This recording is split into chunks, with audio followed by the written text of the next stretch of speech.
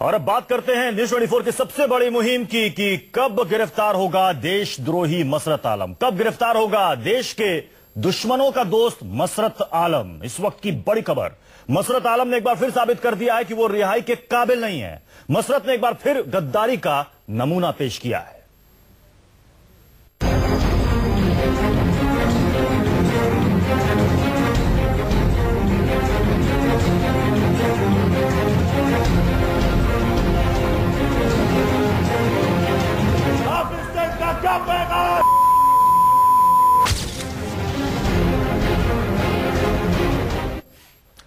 अलगाववादी नेता मसरत आलम को लेकर केंद्र सरकार और जम्मू कश्मीर की मुफ्ती सरकार में ठन गई है। गृह मंत्री राजनाथ सिंह ने मुफ्ती को फोन करके कहा है कि मसरत को गिरफ्तार किया जाए, लेकिन मुफ्ती ने मसरत आलम को गिरफ्तार करने का कोई भी आश्वासन नहीं दिया है।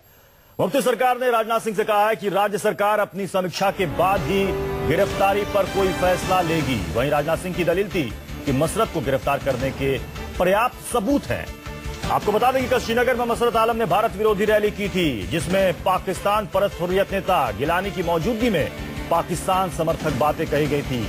पाकिस्तान मेरी जान ये नारे लगाए गए थे, भारत विरोधी नारे लगे थे और उसमें सैयद अली शाह गिलानी के अलावा और भी कई सारे अलगाववादी नेता मौजूद थे।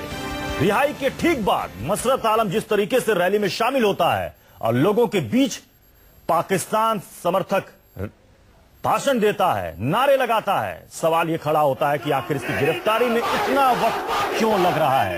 अब किस बात की समीक्षा हो रही है? हमारे साथ संजीव त्रिवेदी हमारे संवाददाता लगातार बने हुए हैं। संजीव, सवाल यही है कि अब किस बात की समीक्षा हो रही है? क्या इस बात का इंतजार किया जा रहा है कि एक रिपोर्ट मंगवाई गई है राज्य सरकार से गृह मंत्रालय के द्वारा, और उसमें क्या कहा जाता है। देखिए, जो कानून है उस कानून के अनुसार अगर पाकिस्तान का झंडा कोई फहराता है और जिस तरह के नारे लगाए गए थे उनकी आवाजें हम तक भी पहुंच रही हैं, पूरे देश ने सुनी है, तो क्या इन नारों को और पाकिस्तान के झंडे को दिखाने के बाद सार्वजनिक तौर पर क्या वो व्यक्ति कानून के दायरे से बाहर रह सकता है? Unlawful prevention of terrorism act का एक कानून है यूएपीए, और ऐसे में इस यूएपीए के कानून के दायरे में मसरत आलम की हरकत आती है और इस कानून के दायरे में आने के बाद उसे तुरंत गिरफ्तार किया जाना चाहिए। एफआईआर हो चुका है, तो फिर इंतजार किस बात का है? पीडीपी और बीजेपी की सरकार है और दोनों ही घटकों के बीच में इस बात को लेकर के कहीं न कहीं विभेद है। जहां भारतीय जनता पार्टी तुरंत एक्शन चाहती है, ऐसा लगता है कि पीडीपी अपनी हीलिंग टच पॉलिसी का हवाला देते हुए एक्शन नहीं तुरंत लेना चाहती है और इस बात का दबाव केंद्रीय गृह मंत्रालय की तरफ से बनाया जा रहा है। संजीव, देखना होगा कि आखिर मसरत आलम की गिरफ्तारी कब होती है, कब गिरफ्तारी के आदेश दिए जाते हैं। आप हमारे साथ बने रहें। आपको बता दें कि इसी पर हम चर्चा करने के लिए हमारे साथ खास मेहमान जुड़ रहे हैं। साइना एनसी बीजेपी की नेता है, हमारे साथ जुड़ रही हैं। साथ ही प्रेमचंद मिश्रा कांग्रेस नेता, राकेश सिन्हा आरएसएस के विचारक हमारे साथ जुड़ रहे हैं। इनसे हम इस चर्चा को आगे बढ़ाएंगे, लेकिन उससे पहले आपको रिपोर्ट दिखाते हैं कि कल श्रीनगर में किस तरीके से भारत विरोधी जहर उगला मसरत आलम ने।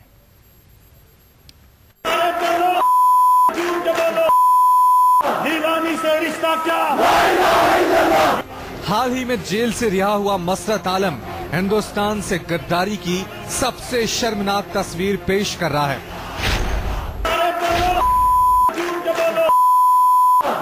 से रिश्ता क्या? मसरत आलम ने पाकिस्तान में बैठे अपने आकाओं के इशारे पर बुधवार को सारी सीमाएं तोड़ डाली। मसरत जहर उगलता रहा और सुध बुध खो बैठी ये भीड़ पाकिस्तान का झंडा लहराती रही। जिसने भी दुश्मनों के टुकड़ों पर पलने वाले इस देशद्रोही की हिमाकत देखी, उसका खून खौल गया। पाकिस्तान का क्या पैगाम? पाकिस्तान का क्या पैगाम? जम्मू कश्मीर में सरकार बनने के बाद अलगाववादी मसरत आलम को जेल से रिहा किया गया, लेकिन जेल से निकलते ही वो वादी के अमन चैन को लहूलुहान करने में जुट गया। पाकिस्तान का क्या पैगाम? पाकिस्तान का क्या पैगाम? न्यूज 24 को मिली जानकारी के मुताबिक श्रीनगर में हुई इस बेशर्मी के तार सरहद पार से जुड़े हैं। श्रीनगर में हुई इस भारत विरोधी रैली के बाद देश के सबसे बड़े दुश्मन हाफिज सईद और सैयद सलाउद्दीन ने मसरत आलम को इस कारनामे के लिए फोन करके बधाई दी है।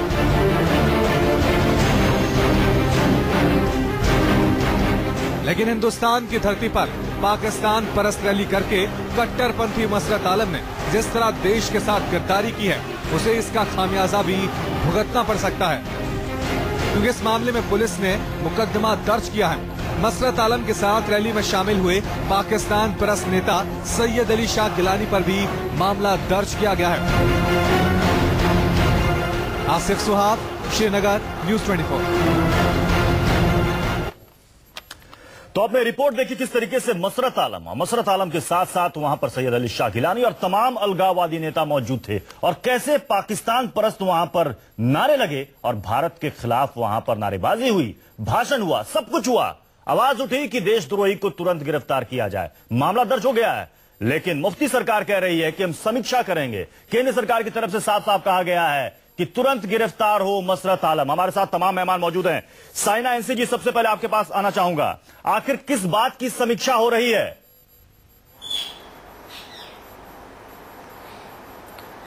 वो जवाब आप शायद मुफ्ती जी से पूछे तो बेहतर होगा। केंद्र सरकार नहीं, मुफ्ती जी से मैं क्यों पूछूं? प्रतिक्रिया दी है। बीजेपी पीडीपी की सरकार है। देखिए, मुद्दा ये है, आपने पूछा बीजेपी क्या सोच रही है। हमारे राज्य मंत्री, हमारे केंद्र मंत्री और हमारे जितने भी होम मिनिस्ट्री के ऑफिशियल्स हैं, राजनाथ सिंह जी ने खुद कहा है कि कोई भी टॉलरेंस दिखाने की आवश्यकता नहीं है, तुरंत कार्रवाई के साथ उनको गिरफ्तार करना चाहिए। हमारे प्रधानमंत्री जी माननीय नरेंद्र मोदी जी, जैसे कि आपको पता है, वो उनकी जो निर्देश के अनुसार भारतीय जनता पार्टी कोई भी समझौता नहीं करेंगे आतंकवाद को लेके या फिर जो देशद्रोही है उनको लेके। मसरत आलम के ये फुटेज को देखते हुए सभी को पता है कि पाकिस्तान का जो फ्लैग है लहराते हुए, नारे लगाते हुए, ये भारत की सरकार कभी नहीं सभर करेगी। और मुझे लगता है कि पिछले सरकारों में आपने शायद देखा कि एक साइना एनसी जी बहुत माफी के साथ आप साइना एनसी जी, लेकिन हम साइना एनसी जी बहुत माफी के साथ आपको यहां पर रोकना चाहूंगा। आप जो इस वक्त दलील दे रही हैं कि देखिए वहां पर पीडीपी की सरकार और केंद्र सरकार ने कहा है कि गिरफ्तार कीजिए मसरत आलम को। अगर वहां पर नेशनल कॉन्फ्रेंस की सरकार होती, आपकी विपक्षी कांग्रेस की सरकार होती, तब आपकी ये दलील समझ में आती। लेकिन अब वहां पीडीपी और बीजेपी की सरकार है, आप इससे इनकार नहीं कर सकती। मैं इनकार थोड़ी ना कर रही हूँ, मैं बल्कि बोल रही हूँ कि एक कॉमन मिनिमम एजेंडा है जिसके आधार पे हम काम कर रहे हैं। लेकिन देश के साथ कोई समझौता, नरेंद्र मोदी जी हो या अमित शाह जी हो, कभी भी वो कॉम्प्रोमाइज पॉलिटिक्स नहीं करेंगे।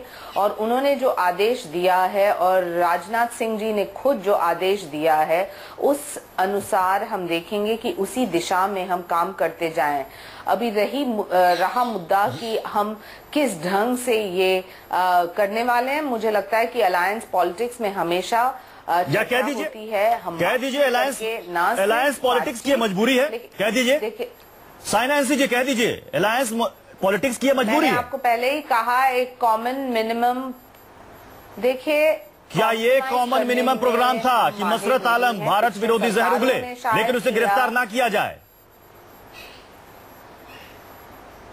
जो हम ये कहने वाले थे तो राजनाथ जी क्यों फोन करते हैं मुफ्ती जी को? हमारे केंद्र बड़ी अजीब सी बात है, राजनाथ सिंह जी फोन कर रहे हैं, निर्देश दे रहे हैं, लेकिन मुफ्ती सरकार कह रहे हैं वहां से कि हम समीक्षा कर रहे हैं। प्रेमचंद मिश्रा जी, साइना एनसी जी आपके पास आऊंगा। प्रेमचंद मिश्रा जी, आपको लगता है कि यहाँ पर बीजेपी पीडीपी की सरकार है, लेकिन लगता है कि फुटबॉल इधर से उधर फेंका जा रहा है?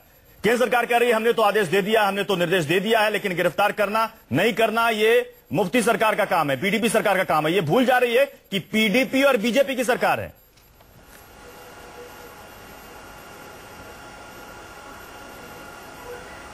प्रेमचंद मिश्रा जी,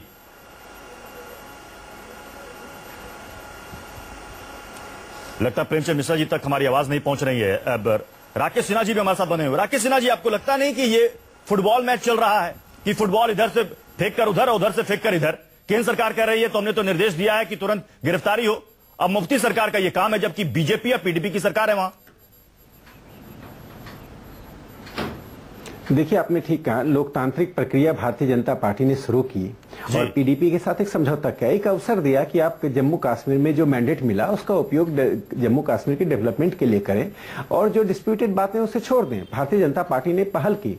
यदि इस पहल के अनुसार पीडीपी नहीं चल रही है और जैसा लग रहा है कि पीडीपी जिस तरह से सुस्ती दिखा रही है, मुझे लगता है कि अलायंस की उपयोगिता वो नहीं समझ रहे हैं और अलायंस अपनी अंतिम अवस्था की ओर बढ़ रही है। जब गृह मंत्री को फोन करना पड़ा और फोन के बावजूद यदि मुफ्ती मोहम्मद सईद अविलंब कार्रवाई नहीं करते हैं, मुझे आश्चर्य हो रहा है कि भारत की भूमि पर पाकिस्तान के झंडे को फहराने की अनुमति क्यों दी गई, उसी वक्त क्यों नहीं गिरफ्तार किया गया। पीडीपी की सरकार को भारतीय जनता पार्टी या केंद्र सरकार के हस्तक्षेप के लिए क्यों प्रतीक्षा करनी पड़ी। मुफ्ती मोहम्मद सईद आरंभ से ही इस अलायंस के पीठ में छुरा भोंकने का काम कर रहे हैं। जो लोकतांत्रिक प्रक्रिया भारतीय जनता पार्टी ने एक अच्छे इंटेंशन से शुरू किया था, उस इंटेंशन को ध्वस्त कर रहे हैं। यानी दोनों पार्टियों के बीच जो समझौता हुआ था, राकेश सिन्हा जी, यानी कि दोनों पार्टियों के बीच जो समझौता हुआ था, साथ साथ यहां पर समझौते का उल्लंघन हो रहा है। अगर उल्लंघन हो रहा है तो फिर कौन सी मजबूरी है कि आप सरकार में बने हुए हैं? आप राकेश सिन्हा जी, इसका जवाब मैं आपसे लूंगा। साइनांसी जी से भी इसी सवाल का जवाब लूंगा। राकेश, हमारे साथ प्रेमचंद मिश्रा जी भी जुड़े हुए हैं। न्यूज़ 24 पर देख रहे हैं बड़ी बहस की आखिर मसरत आलम, देशद्रोही मसरत आलम की गिरफ्तारी कब होगी। वो मसरत आलम जिसने हिंदुस्तान की जमीन पर पाकिस्तान के समर्थन में नारे लगाए और हिंदुस्तान के खिलाफ जहर उगला। और सवाल यह है कि क्या मजबूरी है पीडीपी और बीजेपी सरकार की कि अभी तक मसरत आलम आजाद घूम रहा है। रिहाई के बाद मसरत आलम भारत के खिलाफ जहर उगलता है, लेकिन उसके खिलाफ कोई कार्रवाई नहीं होती, सिर्फ अभी मामला ही दर्ज हुआ है। हमारे साथ तमाम मेहमान मौजूद हैं। प्रेमचंद मिश्रा जी, आप ब्रेक से पहले आप इस चर्चा में शरीक नहीं हो पाते, आपके पास आवाज नहीं पहुंची थी। आपको क्या लगता है, क्या मजबूरी है पीडीपी बीजेपी की अभी तक मसरत आलम आजाद है? देखिए, पीडीपी की तो कोई मजबूरी नहीं है, उनका तो ये कमिटमेंट है।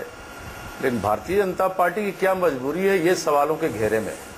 जो पार्टी खुद को देशभक्त और भारत के प्रति समर्पित पार्टी का दावा और दम्भ भरती है, वो एक महज एक राज्य में सत्ता में बने रहने के लिए ऐसे मामलों पे चुप्पी साधे है या उस सिस्टम का पार्ट बने रहना जहां खुलकर भारत विरोधी गतिविधियां हो रही हैं, पाकिस्तान के समर्थन में नाराबाजी हो रही है। तो मुझे तो आश्चर्य लग रहा है कि मसरत की जिस दिन रिहाई हुई थी उस दिन भी जो राजनाथ जी ने कहा, आज भी उनका बयान वही आया है। आप बयान देकर अगर ये चाहते हैं जनता को बताना कि हमने अपनी जिम्मेदारी पूरी कर ली, तो ये नहीं होगा। आप मुफ्ती मोदी की सरकार वहां है, सरकार में आपकी भागीदारी है। अगर आपकी सरकार रहते हुए भारत विरोधी और अलगाववादी घटनाएं वहां खुलेआम हो रही हैं, तो मैं समझता हूं इससे बड़ी शर्मनाक बात इस देश के संप्रभुता के लिए नहीं हो सकती है। तो भारतीय जनता पार्टी की अगर नीयत में कोई खोट नहीं है तो उसे तत्काल मसरत की गिरफ्तारी को सुनिश्चित करना चाहिए।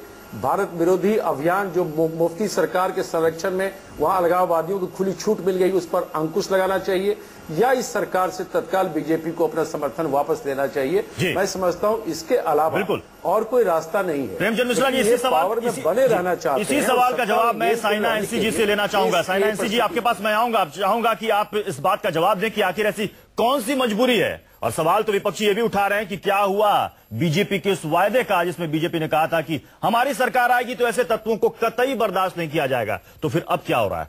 तो लगातार इस बड़ी खबर पर बने हुए कि आखिर अलगाववादी नेता देशद्रोही मसरत आलम कब गिरफ्तार होगा, और इससे जुड़े एक अपडेट आपको दे देते हैं। मसरत आलम पर कमजोर धाराओं में केस दर्ज किया गया है। जिन धाराओं में केस दर्ज किया गया उसमें जमानत का प्रावधान है, यानी कि आसानी से उसे जमानत मिल सकती है। पुलिस पब्लिक सेफ्टी एक्ट के तहत केस दर्ज कर सकती थी, जिसमें 6 महीने तक बेल का प्रावधान नहीं है। यानी कि उस एक्ट के तहत अगर इस पर मामला दर्ज होता मसरत आलम के खिलाफ तो 6 महीने तक उसे जमानत नहीं मिलती, लेकिन वो धारा यहां पर नहीं लगाई गई। सवाल है कि आखिर पुलिस ने ऐसा क्यों किया? इतनी कमजोर धाराओं के तहत मसरत आलम पर मामला क्यों दर्ज हुआ? पब्लिक सेफ्टी एक्ट के तहत केस दर्ज क्यों नहीं किया गया? ये वो तमाम सवाल हैं। हमारे साथ तमाम मेहमान मौजूद हैं, उनसे हम इस चर्चा को आगे बढ़ा रहे हैं। आसिफ सुहाब हमारे धाराओं के तहत मसरत आलम पर मामला क्यों दर्ज हुआ? पब्लिक सेफ्टी एक्ट के तहत केस दर्ज क्यों नहीं किया गया? ये वो तमाम सवाल हैं। हमारे साथ तमाम मेहमान मौजूद हैं, उनसे हम इस चर्चा को आगे बढ़ा रहे हैं। आसिफ सुहाब हमारे संवाददाता इस वक्त जुड़ चुके हैं। आसिफ, इन धाराओं के तहत जो मामला दर्ज हुआ है इसमें तो आसानी से उसे जमानत मिल जाएगी।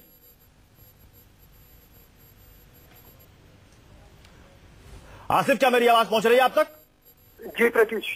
आसिफ, जरा वहां का अपडेट दें और ये बताएं कि इतनी कमजोर धाराओं के तहत मामला दर्ज हुआ है, ऐसे में तो आसानी से मसरत आलम को जमानत मिल जाएगी। देखिए प्रत्युष, इसमें कोई दोहराई नहीं है कि कुछ कमजोर धाराएं आई गई है, लेकिन इसमें दो ऐसी धाराएं हैं जो नॉन अवेलेबल है। इसमें 13 अनलॉफुल एक्ट प्रिवेंशन एक्ट है जो नॉन अवेलेबल है, 120B है जो नॉन अवेलेबल है। ये सेडिशन दोनों जो है इस धाराओं का मतलब है सेडिशन, यानी बगावत की धाराएं ये लगाई गई है। हालांकि जो और 4 धाराएं लगाई गई है 147, 336 और 427 RPC अवेलेबल है, लेकिन ये है ये नॉन अवेलेबल है और इनके तहत उनकी गिरफ्तारी की जा सकती है और कई दिनों तक इसमें बंद भी रखा जा सकता है। जी, और इस वक्त क्या अपडेट है वहां पर? देखिए प्रत्युष, अभी पुलिस की तरफ से ऐसा कोई इशारा नहीं दिया कि इसके चलते तुरंत मसरत आलम की गिरफ्तारी होने के आदेश दिए हैं। ना ही अभी तक सरकार की तरफ से ऐसा कुछ बोला गया है कि मसरत आलम को तुरंत गिरफ्तार किया जाएगा। अभी जो है पूरा इस मामले में खाली, यानी कि मसरत आलम आजाद घूम रहा है, लोगों से वहां पर मिलजुल रहा है। जी बिल्कुल प्रत्युष, मसरत आलम अपने घर में मौजूद है, लोगों से मिलजुल रहा है, निकल रहा है, बाहर निकल रहा है और उसके खिलाफ अभी तक कोई कार्रवाई सामने नहीं आई। चलिए, बहुत बहुत शुक्रिया आसिफ, आप स्थिति पर नजर बनाए रखिए, आपके पास अपडेट के लिए आते रहेंगे। साइना एनसी जी, आपके पास आना चाहूंगा। जो बात ब्रेक से पहले प्रेमचंद मिश्रा जी ने कही कि कोई मजबूरी है, क्या ऐसी मजबूरी है कि केंद्र सरकार निर्देश दे रही है, आदेश दे रही है, लेकिन मसरत आलम की गिरफ्तारी नहीं हो रही है? बीजेपी पीडीपी की सरकार है, ऐसी बीजेपी की कौन सी मजबूरी है? देखिए, मुझे लगता है कि मैंने स्पष्ट रूप से कहा है और हमारे राजनाथ सिंह जी जो गृह मंत्री हैं उन्होंने इससे भी स्पष्ट प्रतिक्रिया दी है, जहां उन्होंने कहा कि हम कोई समझौता नहीं करेंगे।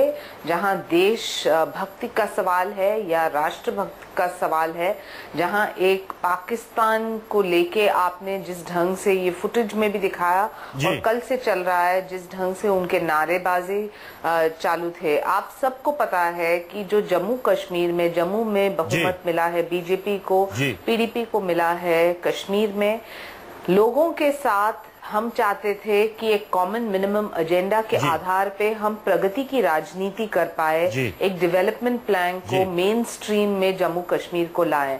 अफसोस की बात यह है कि जब आप वो मुद्दे से भटक के ऐसे सेपरेटिस्ट को बढ़ावा देते हैं तो हम बर्दाश्त नहीं करने वाले हैं। आप बार बार कह रहे हैं कि अफसोस की बात है, अफसोस की बात है, कॉमन मिनिमम प्रोग्राम की बार बार आप बात कर रहे हैं। अगर इतनी अफसोस की बात है, इतनी मजबूरी है, तो बीजेपी अलग हो जाए पीडीपी से?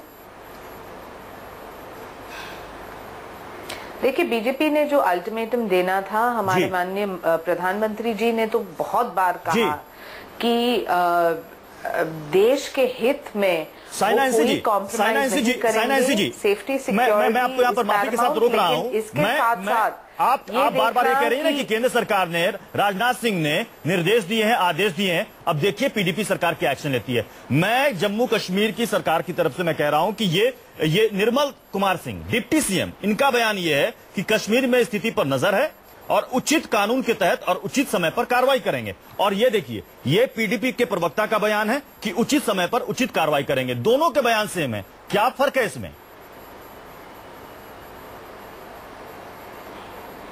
लेकिन इसका मतलब नहीं है कि वो कार्रवाई नहीं करेंगे। तो किस बात का इंतजार हो रहा है? करेंगे तब ये मुद्दा उठता है कि हमारी रणनीति क्या होगी। मसरत आलम आजाद घूम रहा है, अब किस बात के सबूत की जरूरत है?